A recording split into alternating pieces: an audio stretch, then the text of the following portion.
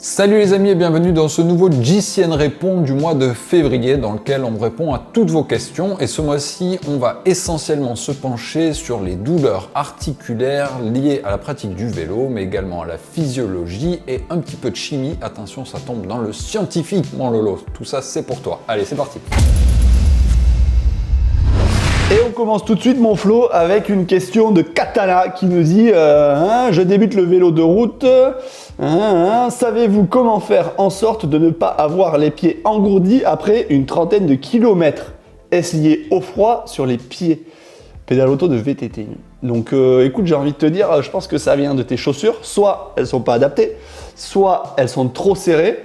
Soit je vois que ces solutions, Flo. Non. Bah, le froid, ça peut aussi faire, mais en effet, j'aurais tendance à dire comme toi, la principale chose à vérifier, c'est que tu serres pas trop tes chaussures. Ça peut donner ce phénomène d'engourdissement des pieds. Si tu croises ça avec le fait d'avoir froid aux pieds, voilà, à mon avis, tu as déjà ta réponse.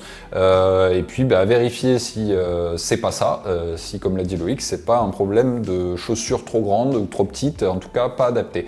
Peut-être trop rigides aussi, ça peut arriver des fois, donc à vérifier de ce côté-là. Voilà, écoute, dis-nous en commentaire si tu as réussi à résoudre ce problème ou si tu as trouvé une autre solution, ça nous intéresse. Je passe à la question suivante, mon Lolo, qui est de Jojo, et qui nous dit « Bonjour, j'ai un souci de point de côté ». Tu vois, décidément, c'est vraiment la session des douleurs qui vient assez régulièrement. On va dire une sortie sur 3 et je voudrais savoir de quoi ça peut venir et une solution pour les points de côté. Eh bien, écoute, Jojo, c'est un truc très personnel, ça aussi, de point de côté. En général, on a tendance à dire que c'est un problème respiratoire. Peut-être que tu respires pas de façon assez régulière. Peut-être que c'est aussi un problème de position sur ton vélo. Ça peut être multifactoriel. Donc, malheureusement, on n'a pas de solution miracle, mais j'aurais tendance à commencer par te dire, essaie de surveiller bien ta respiration et puis ta position sur le vélo aussi. Voilà, je sais pas si toi Lolo t'étais très sujet au point de côté, mais c'est vrai que ça peut être assez embêtant. Il y a des gens qui en souffrent vraiment régulièrement. Ouais, non, écoute, sur le vélo, jamais. Enfin, franchement, point de côté sur le vélo, non. En course à pied, un peu, ça m'est arrivé, ou en rando, mais il faut quand même taper un peu dedans. C'est particulier, c'est propre à chacun, je pense. C'est un peu comme les hémorroïdes, même quand tu manges pas de trucs épicés, tu vois. Tu sais pas trop d'où ça arrive, mais c'est là, quoi. Ouais, je reconnais bien là ton choix d'exemple toujours très pertinent, mon cher Lolo. En tout cas, Jojo, n'hésite pas à consulter un médecin qui saura t'aiguiller plus que nous sur ce sujet. La question suivante, c'est Juju22 qui nous la pose. Tous les combien de temps changer son casque, même s'il n'a jamais subi de choc? Là, indirectement, on parle de douleur aussi. Donc, si tu veux un casque. Oui, au final, oui. J'ai envie de te dire, ton casque, t'es pas obligé de le changer tant que t'as pas craché avec, en soi. Après, bon, les constructeurs, ils vont te dire, dans le casque de moto, en général, c'est 5 ans. Donc, je pense que c'est à peu près pareil pour un casque de vélo. Mais bon, franchement, moi, un casque, si t'y fais un peu attention, tu le coignes pas partout tout le temps, tu le balades pas de tous les côtés, il est posé sur son étagère, tu peux le garder jusqu'à que tu aies envie d'en changer pour avoir un truc plus joli. Moi, je pense que entre 5 et 7 ans, c'est pas mal de passer à autre chose. Oui, Parce qu'après, il y a quand même le soleil qui tape dessus, il y a quand même, voilà. Ouais. Je suis d'accord avec toi, Lolo, à savoir qu'un casque, il faut aussi le conserver, comme tu l'as dit, dans des zones sèches et à l'abri de la lumière et du soleil, parce que ça peut se dégrader aussi, la matière se dégrade plus rapidement s'il est en extérieur, par exemple, ou s'il est directement sous les rayons du soleil. Donc, en fonction de tous ces facteurs, si tu l'as très bien entretenu et très bien conservé, tu peux le garder relativement longtemps, sinon, il faut envisager de le changer régulièrement. Question suivante, je te la laisse mon Lolo. Ouais, merci. Alors William Demaret qui nous demande bonjour, donc pour vous les appareils comme Compex ou autres, c'est bien mais sans plus. Écoute, j'ai envie de te dire Willou, moi je trouve ça génial le Compex, je trouve ça vraiment cool, c'est un plus mais il faut pas voir que par ça. Donc si tu veux te servir du Compex pour de la récup ou pour peut-être une blessure, Moi, je pense que c'est bien, mais il faut la coupler à une autre médecine, donc aller voir un kiné ou autre chose. Et pareil, si tu t'en sers pour la récupération, il faut quand même y allier le massage. Voilà. Pour moi, c'est vraiment un supplément. C'est comme la cryothérapie, par exemple. Voilà, je pense que ça vient en plus d'autres pratiques à côté. C'est vrai. Voilà. William, il faisait référence aussi au fait que, contrairement à la cryothérapie, notamment, il n'y a pas beaucoup d'études sur on va dire, la stimulation par électrode qui démontre une vraie plus-value. Donc c'est vraiment du ressenti. Moi, pour l'avoir beaucoup utilisé aussi, j'aimais bien ça, mais comme tu l'as dit, Loïc, c'était vraiment un complément. Donc c'est pas un remède miracle, mais ça peut être un complément du massage, par exemple, en récupération. Voilà, c'est encore une fois un ressenti personnel et comme les chiffres, en tout cas les datas le démontrent, ça n'a jamais été vraiment démontré dans les faits. Donc à vous de savoir ce que vous voulez croire et si vous avez envie de tester. Question suivante, mon Lolo, sans pseudo, qui nous dit « Salut, je voudrais savoir si en travaillant la force, on gagne un peu en endurance ou vraiment pas du tout ?» Eh bien, écoute, j'ai envie de dire que ça n'a rien à voir, mais c'est pas impossible non plus, dans le sens où j'aurais plutôt pris le problème à l'inverse. J'aurais dit, si tu travailles ton endurance, tu peux pendant ta séance d'endurance travailler la force. Ça, c'est un fait. Auquel cas, tu vas travailler les deux. Par contre, si tu ne travailles que la force, donc par exemple, tu dis qu'en ce moment tu travailles qu'en salle, donc a priori renforcement musculaire, il y a peu de chances que ça agisse sur ta capacité d'endurance, parce qu'a priori, c'est pas vraiment là où tu vas travailler les longues sorties ou les longues heures d'entraînement à faible intensité. Donc malheureusement, non. Mais bon, la bonne nouvelle, c'est que tu peux travailler la force en préparation de temps futur où tu auras peut-être plus de temps à disposition pour faire de longues sorties d'endurance. C'est ce que font les pros l'hiver en faisant du renforcement musculaire, de la PPG, avant de repasser sur le vélo. Ouais, je pourrais pas dire mieux, Flo. En vrai, voilà. La force et l'endurance, c'est deux choses totalement différentes qui se travaillent pas du tout pareil. Tu peux les coupler, mais ça se travaille pas pareil. Si tu pédales en salle, voilà. Je te donne la prochaine alors. Elle est... Mon Lolo, ouais. Je te donne la prochaine de Nancy, qui nous dit « Peut-on utiliser de la vaseline à la place de la graisse pour vélo ?» Je suis sûr qu'elle va te plaire. Ouais, j'ai envie de retourner la question à Yo-Yo directement. En vaseline, tu t'y connais, non? Ouais. Alors Yo-Yo, selon toi, la vaseline, c'est bien? Oh, c'est pas bien. Ouais. Voilà. Et j'ai envie de te dire, Nancy #21, que la vaseline, ça sert à plein de choses, mais pas à graisser la chaîne de son vélo. Et non, parce qu'une graisse de vélo, c'est étudié pour les matériaux en acier et compagnie, pour des frictions particulières. La friction que la vaseline va empêcher, c'est pas tout à fait celle-là, tu vois. Donc, tu vois, moi, c'est marrant, j'ai une anecdote là-dessus. J'ai des collègues, quand on était gamins, ils mettaient de l'huile d'olive sur la chaîne. Parce qu'ils étaient là, j'ai pas de graisse et tout, ils mettaient de l'huile d'olive sur la chaîne. Bon, ça fait pas tout à fait le même effet. Ta chaîne, elle s'use quand même assez vite. Donc, non, moi, je déconseille. Garde la vaseline dans le tiroir de ta table de nuit. Alors je vais quand même mettre un bémol parce que Nancy elle n'a pas précisé que c'était pour graisser sa chaîne mais c'était pour graisser son vélo. Alors en fonction des parties qu'on a à graisser, la vaseline dans l'industrie c'est souvent utilisé pour graisser différentes parties métalliques, donc c'est pas impossible que ça fasse le job.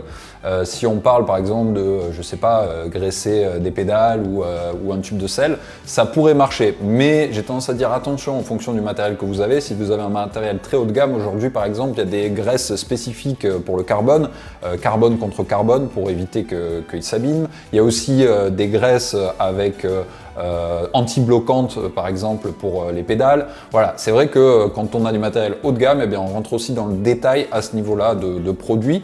Et pour revenir à la chaîne, on n'utilisera pas de la graisse, mais on utilisera du lubrifiant qui là aussi rentre dans le détail puisqu'il y en a pour les conditions sèches, il y en a pour les conditions humides. Donc en fonction de l'argent que tu investis dans ton vélo, forcément tu vas aller plus dans le détail. Si tu as un vélo de tous les jours à une centaine d'euros que tu utilises pour aller faire les courses, je pense que pour graisser les différentes parties qu'il nécessite, la vaseline pourra très bien faire le taf. Donc voilà, c'est encore une fois un peu, on va dire, à évaluer en fonction du type de matériel dont on parle. En tout cas, n'hésite pas à nous dire si ça marche bien pour toi. Pareil, les petits tips, comme ça, on prend. Ouais, ou sinon, tu as l'Isio 4 aussi, c'est pas mal. Très bonne huile, tu peux la mettre dans les galets, ça fonctionne très bien. Du coup, je passe à la question suivante, mon Flo, qui est de Louis Souquier. Alors, il nous demande à partir de quel âge prendre des protéines pour les entraînements. Alors, je pense qu'elle m'est un peu destinée, cette question. J'ai envie de te dire que moi, je déconseille la protéine et tous ces compléments alimentaires quand tu es ado, c'est-à-dire avant tes 16 ans, 17 ans, parce que je pense que tu n'en as pas vraiment besoin.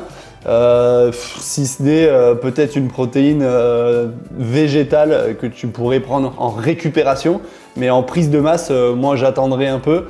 Je pense que tu peux faire largement avec tes réserves jusque-là, en soi. Donc allez, on va dire date limite 16 ans. À partir de 16 ans, tu pourras commencer à en prendre. Mais avant, je vois pas trop l'utilité. Tu es encore en formation, je me dis, tu bousilles tes reins pour rien. Voilà, moi je pense que plus tard c'est le mieux. Encore une fois, sur ces conseils-là, n'hésitez pas à être suivi.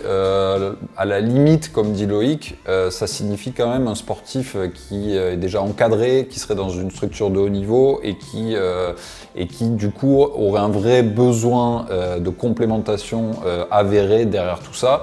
Si vous faites du vélo une fois par semaine, voire un autre sport, honnêtement, aucun intérêt à ajouter des apports protéiques, d'autant plus qu'à ces âges-là, vous n'avez aucune idée de l'état de vos reins, de ce que ça va engendrer sur ceux-ci, et surtout, vous avez la totale capacité d'avoir suffisamment de protéines dans votre alimentation. Donc, je vous conseillerais déjà de vous focaliser sur mieux apprendre à s'alimenter, savoir où aller chercher naturellement les protéines. Je vous invite à regarder la kinolette de Loïc dans la vidéo sur comment s'alimenter comme un pro, par exemple, plutôt que de faire des supplémentations, parce qu'en plus de ça, vous allez tomber dans une forme d'habitude qui est plutôt malsaine. Encore une fois, des gens comme Loïc qui savent particulièrement comment se supplémenter, c'est des gens qui ont derrière eux de longues années d'expérience à très haut niveau, qui ont été suivis par des nutritionnistes, par des coachs, par des gens qui savent de quoi ils parlent, par des diététiciens également, et qui du coup ont une certaine connaissance de tout ça. Donc attention vraiment chez les jeunes à pas faire n'importe quoi, prenez le temps et faites-vous conseiller, faites le même parcours que Loïc, c'est-à-dire allez voir un diététicien, allez voir un coach, quelqu'un de diplômé qui va vous donner des conseils et qui va éventuellement, au cas par cas, vous dire s'il y a besoin de supplémenter en quoi que ce soit. Merci Florian, je ne sais que dire à tes avances. Du coup, écoute, merci, je te lance sur l'autre parce que là on part sur une question matérielle et je sais que ça te plaît le matériel. Christelle Vaudet qui nous dit on entend tout le temps que certaines roues sont très exigeantes. Alors je pense que certains roues ou certaines rousses sont très exigeantes, mais des roues je ne sais pas si elles sont exigeantes. Mais dans un col, il vaut quand même mieux des roues en 60 de 1,7 kg haut de gamme plutôt que des roues alu bas de gamme de plus de 2 kg. Alors dis-nous, toi tu préfères les 60 à 1,7 kg ou les basses à plus de 2 kg? Bon, Christelle nous donne un exemple qui est quand même un petit peu extrême. Évidemment que dans ce cas-là, je vais préférer les roues en 60 à 1,7 kg plutôt que les roues en alu à 2 kg. Mais je pense que ce qu'elle veut entendre par cette question, c'est un peu plus large que ça. C'est à quel point il vaut mieux privilégier le profil au poids et on va dire le niveau de qualité de roue par rapport à la typologie. Je vais donner un exemple et c'est du vécu. J'utilise souvent mon beau-père un peu comme cobaye, qui est quelqu'un qui a commencé le vélo sur le tas parce qu'avant il courait à pied et qu'il a eu des problèmes de genoux comme beaucoup, il s'est mis au vélo et de temps en temps je lui fais tester un peu de matériel et on en discute. Donc récemment je lui ai fait tester 2 paires de roues.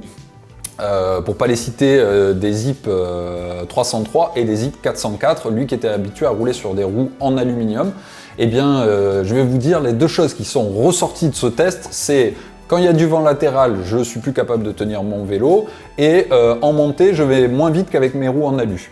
Alors après, j'ai un peu creusé, j'ai essayé de comprendre ce qu'il y avait derrière. Alors pourquoi tout ça? D'abord parce que il n'était pas habitué au profil haut, donc forcément d'un point de vue pilotage, quand il y a du vent, et bien ça c'est pareil pour tout le monde, c'est moins facile à piloter.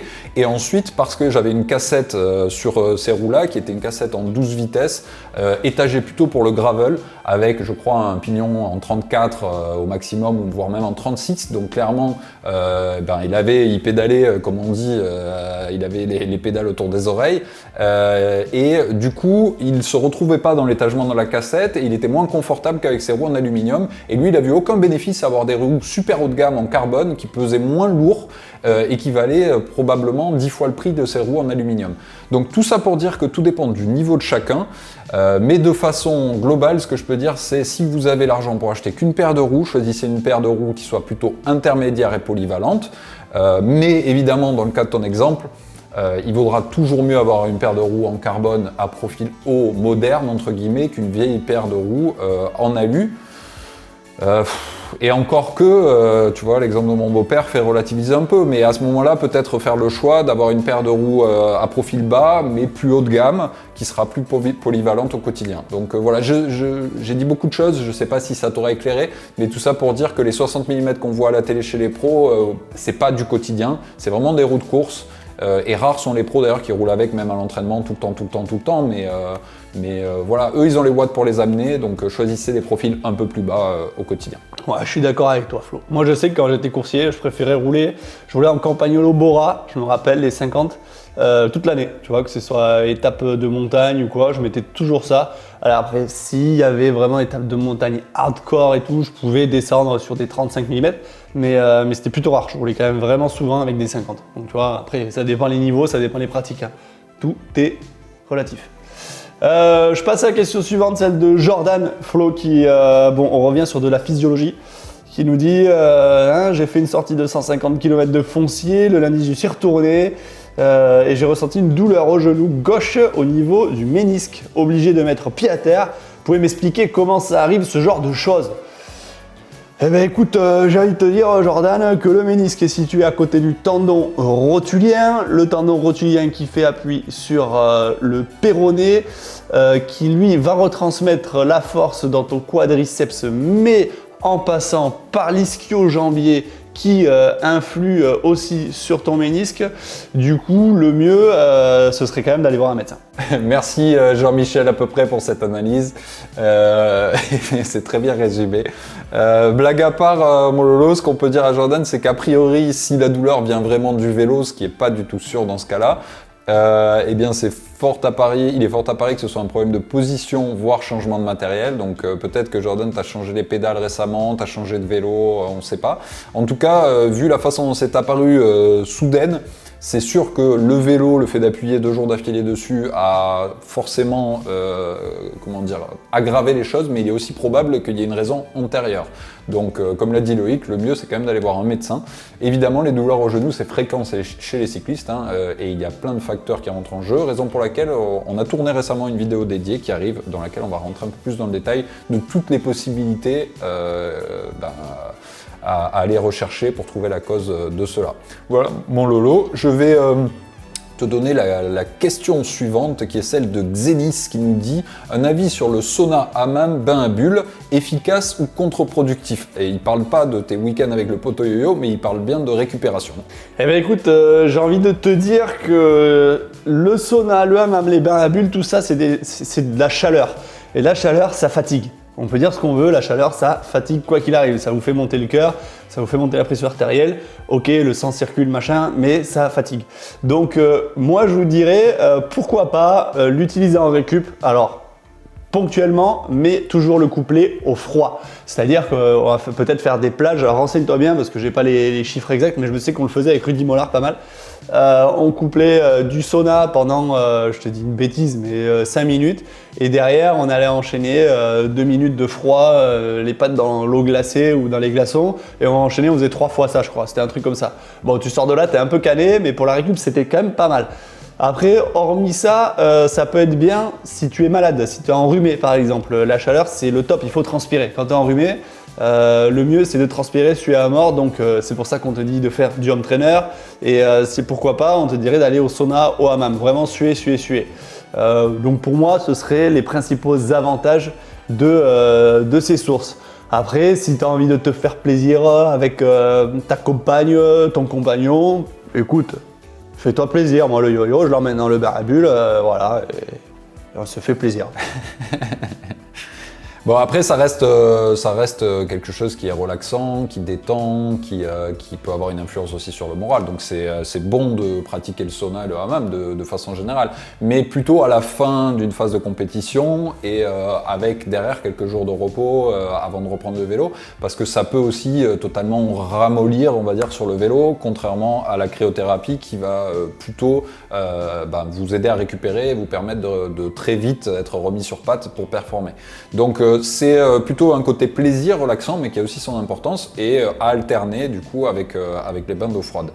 Je termine sur une dernière qui n'était pas vraiment une question, mon Lolo. C'est Charlie qui nous a dit dans la vidéo comment gérer le mal de patte.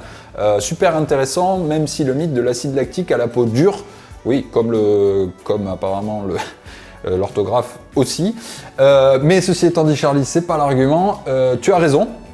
Tu as raison, c'est vrai qu'on est nombreux à parler à tort d'acide lactique, y compris nous, donc on va faire notre mea culpa, mais c'est vrai que d'un côté, c'est un terme que tout le monde comprend. C'est pas une raison pour continuer à parler de choses qui n'existent pas. En tout cas, pas dans ce cas-là, puisque l'acide lactique, c'est une composition qui existe, mais dans ce cas-là, on parle plutôt de taux de lactate chez le cycliste, puisque c'est ça qu'on mesure, et le taux de lactate, en général, c'est un indicateur de forme, puisque mieux on va arriver à métaboliser ce taux de lactate, les lactates en l'occurrence, et plus ça signifiera qu'on est en forme.